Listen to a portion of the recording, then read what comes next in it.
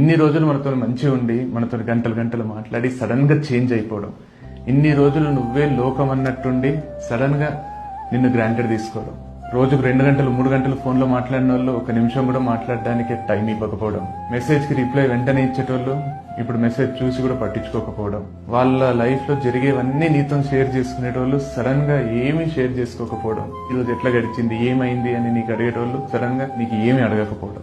అంటే నువ్వే ప్రపంచంగా బతికిన వాళ్ళు నిన్ను వాళ్ళ ప్రపంచంలో నుంచి మెల్లమెల్లగా డిలీట్ చేసే ప్రాసెస్ ఉంటుంది చూడండి, ఆ చేంజ్ అవుతుంటారు చూడండి.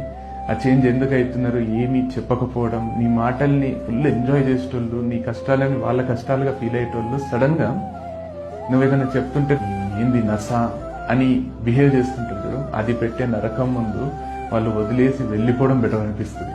సో ఎప్పుడు కూడా ఒకవేళ మీకు ఆ మనిషి నచ్చకపోతే చెప్పి వదిలేసి వెళ్ళిపోండి, కానీ వాళ్ళని గ్రాంటెడ్ తీసుకొని వాళ్ళు అసలు ఎగ్జిస్టే కానట్టు బిహేవ్ చేయడం అంత నరకం ఇంకోటి ఉండదు. అంత బాధ ఎవరికి ఇవ్వకండి.